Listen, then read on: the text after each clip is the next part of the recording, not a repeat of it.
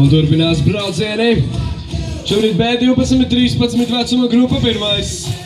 Pirmajā virāžā dodas Osvalēnas sportists, un tas ir Niks Rožakalns.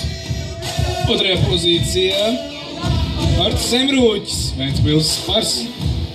Un nākamais aiz viņa ir Gustas Justevičus no Lietuvas šauļai klubā. Ceturtajā pozīcijā atstājot Ivars Svarinskis, Rīgas favorīts. Un šāda vārdiena bija šāds pats sadalījums arī pēdējā taisnē un finišā.